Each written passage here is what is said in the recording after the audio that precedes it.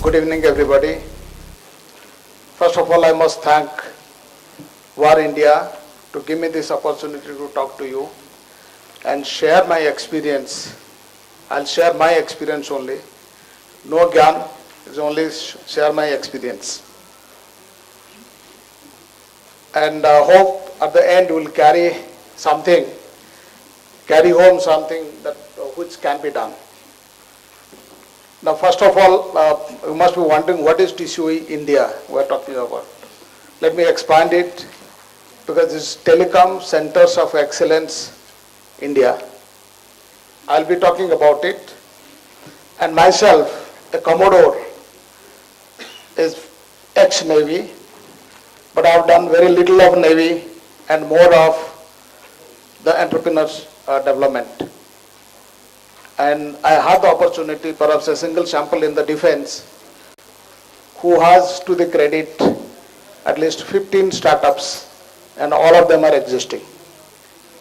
So I want to share my experience, what has been through the journey so far, and what can perhaps work, and if you have to make a good ecosystem in this country and partner each other, so that the manufacturing Make in India happens.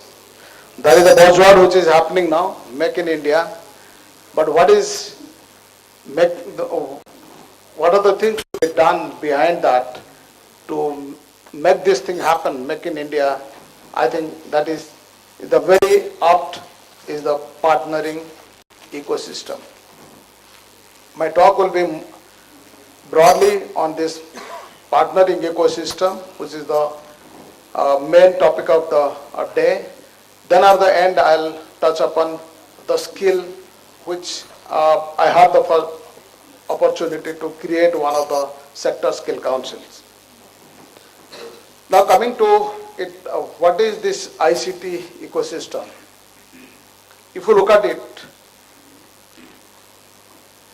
in the Make in India, what is going on today, everybody is talking about it.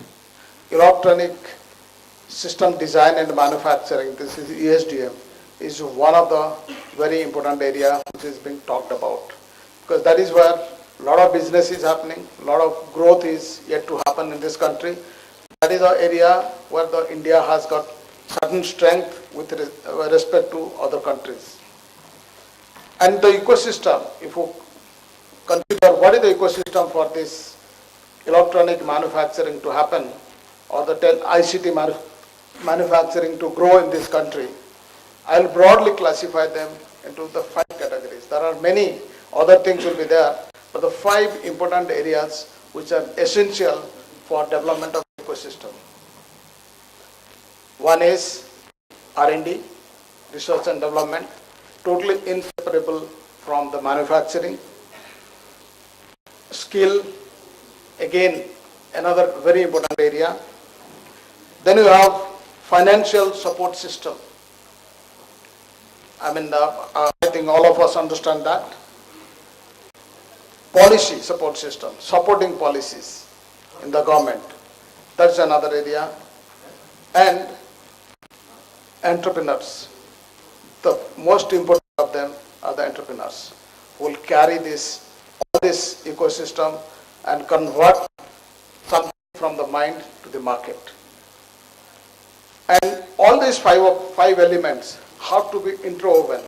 If you give thrust, okay, I'll develop only entrepreneurs, but do not give thrust to the other 4 areas, important areas, it doesn't work.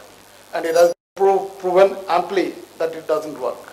We've got a lot of activities happening on the entrepreneurs development by Department of Science and Technology, by DAITY, but it has not yielded results.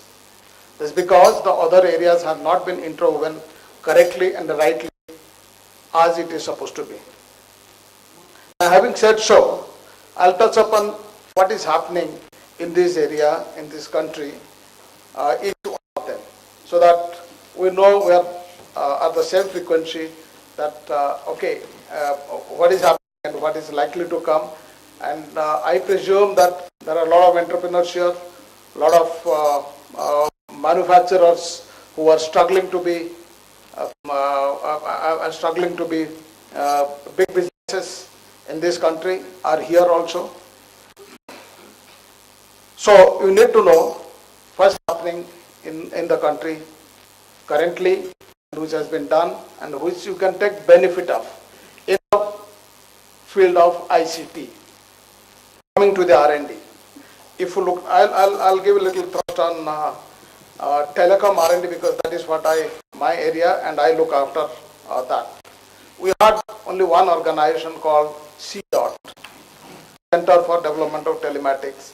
At some point of time, it came out with these rural exchanges, and that's all. After that, it stopped. It didn't grow with the rest of the world, where the technological changes are happening rapidly, and it has to catch up with this. Knowing this, when this wireless growth took place in an exponential way, we thought, the industry also thought, the government also thought, something has to be done to catch up this growth so that the growth remains sustainable and the ecosystem gradually catches up. For that, certain organizations which have been created, one of them is the Telecom Center of Excellence, which has been responsible for bringing in the government, the academia, the industry into this one platform. Now it is one platform where all of them sit down together and think that what needs to be done. And the academia comes from, we have chosen top 8 academic institutes. There are 6 of them are the IITs. One is IIM Ahmedabad, another is IIM Bangalore, and supported by 8 telecom operators. All the 6 of them are the big ones, and then BSNL, RailTel from the public sector side. And the government, the Department of Telecom, is the binding force. So here it is industry-led research done by the academia, so that your R&D cost remains low. You produce something which is produced by your talent pool, which is available to you immediately after passing out. They can also a part of the industry and carry forward whatever innovation they have done in the institutes. We have also created something called TSDSI, Telecom Standard Development Society of India. This organization takes the IPR and Indian requirement to the global forum. This was not there. Till 3G technology, there is not a single IPR has gone from India.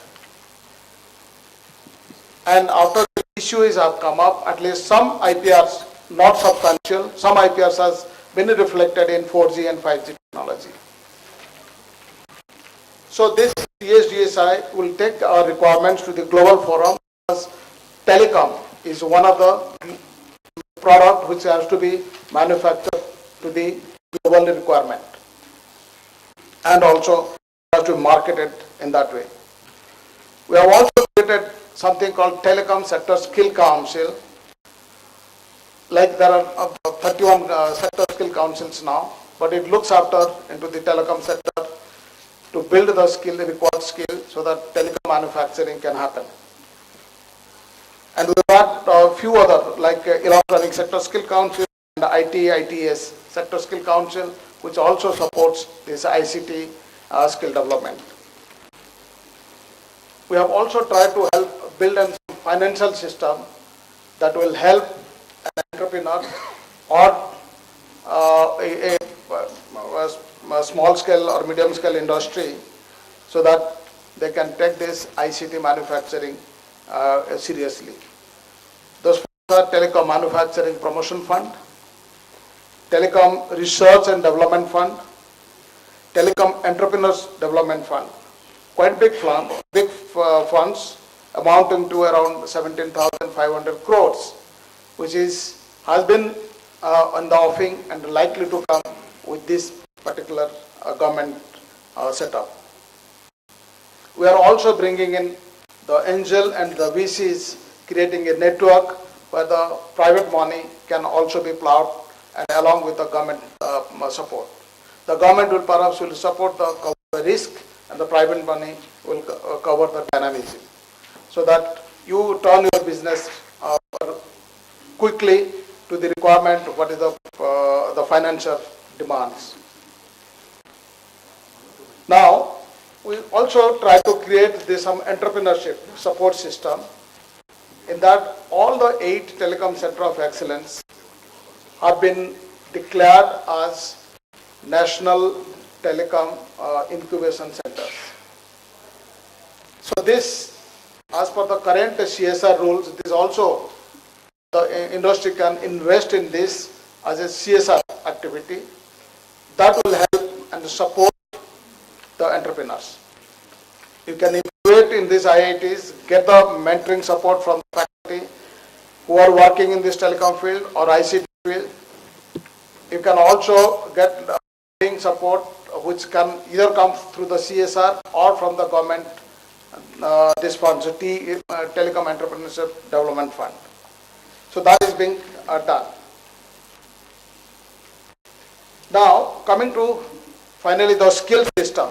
Everywhere, all this, you require the skill.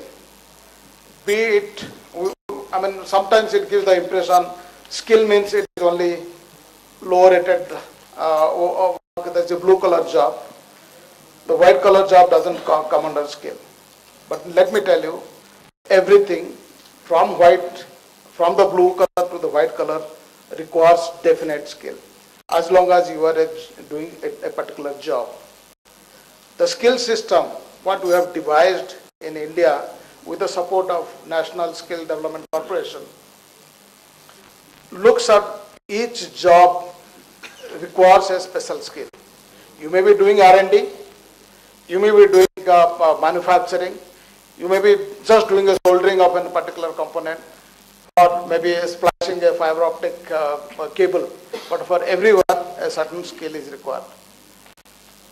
From R&D to 10th pass, from a PhD to 10th pass, you require certain skill. It has been devised in such a way that for each job, you require a particular skill which is done by where the hand and your organs are more active in that. You require certain knowledge also for doing that job. And you also require certain performance criteria, how to perform that particular, how to collaborate your knowledge and the skill so that you achieve the end result. So all these things have been squeezed together to create national occupational standards, so that this standard remain as the requirement for a specific job role. And these are a unit of skills, and you can mix and match few of them to create different job roles. This national standard, not only the skilling will happen based on this, the education system will also follow these national standards, so that the gap between the education and the requirement of the industry is narrows down. And who creates this national occupational standard? This is the industry creates it. Industry gives, okay, for this particular job role, this is required. I want this thing to be, that guy should know, he should have this skill, he should have this performance criteria, he should have this knowledge. So that is matched and created this time. And we have also incorporated to have a better quality third-party assessment. We are also doing a tamper-proof certification which is available in the web. Anybody can check whether the guy who is giving a certificate is genuine or not. And we have also signed up with, in telecom alone, under 150 industries who have vouched that if there is any guy certified by the TSSC, will be given a priority for job. So job is assured, industry needs are standardized, and to bring quality, we bring third-party assessment. So this is how this thing is happening. But what is it? There is a missing element in the skill in India. The skill is seen as it is a low-end job. Everybody runs to the college. Okay, I'll do my BTech, MTech, and all these things. But I'll not touch. I'll not use my hand. It is only the brain power which will work. So that social awareness is not there. I have gone to Australia. We are trying to collaborate with them. Their skill sectors, sector skills, councils, and trying to benchmark some of our skills with them, so that the population here are also ready to go to Australia. Some of the jobs they require in large quantities, say like broadband technician, fiber optic engineers. They require it in hundreds and thousands. So we try to benchmark. But what we learned while studying the system, the society values this skill. I was talking to a bunch of students. I said, what makes you, suppose tomorrow there is a guy who is skilled, and there is a guy who has done his college, has passed out after, say, MTech or MBA or something. Whom you will prefer, the girl? A girl who will prefer to marry? The majority answer was, we'll marry the skilled person rather than the MTech guy, because this guy will bring home something, the other guy is still unsure. So that is the society value.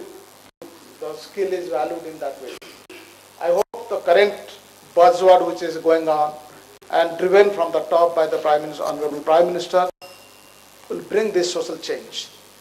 That the skill is valued and people with open-minded get into the skilling systems. Now, I think the time is there, I have to leave for others. So with this skilling, R&D, and then financial support system, entrepreneur development, very important. Everything has to get interwoven, support each other, then finally we'll get a supporting ecosystem which will enable us to make it in India. Thank you very much.